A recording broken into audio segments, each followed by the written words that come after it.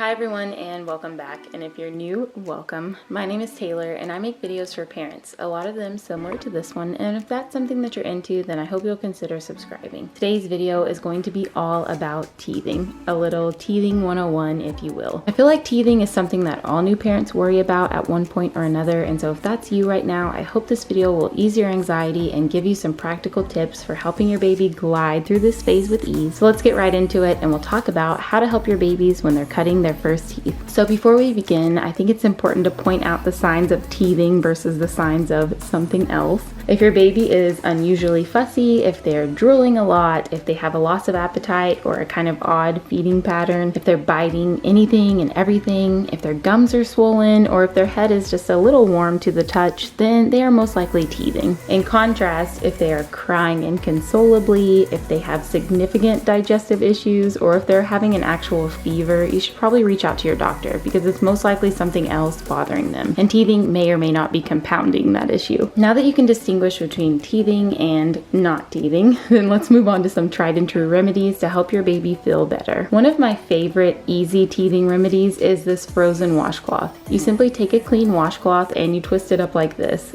Dip the twisted corner in water or breast milk and stick the whole thing in the freezer. You can even make a few of these at a time using a big Ziploc bag, and then you just have them on the ready.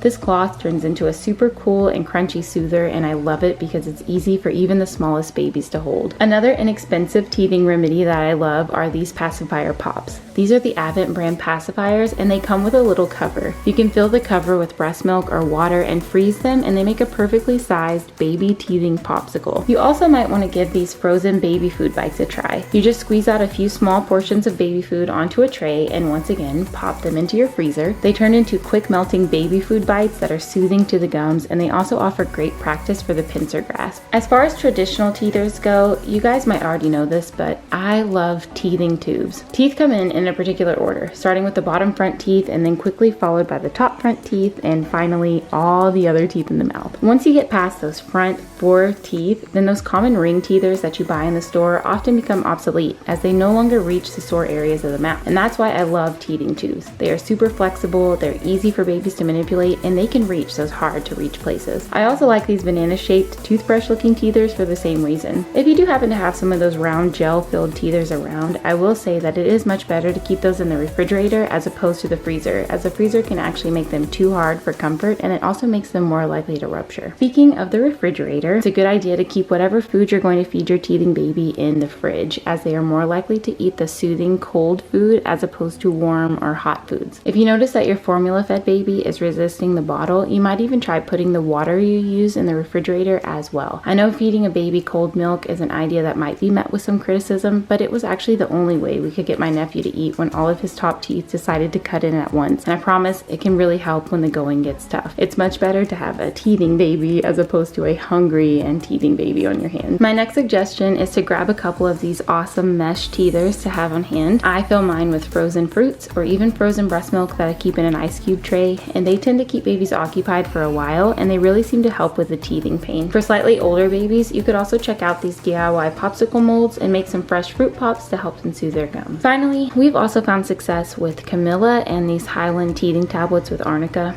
I'll link both products below if you want to check them out and read the reviews. That about wraps it up for this video. I hope that it gave you some ideas to help you through the worst of the teething phase, and if you liked it, please give it a thumbs up and share it with the other parents in your lives.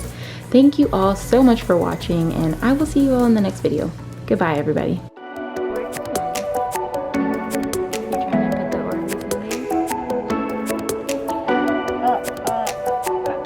Can you say Orby?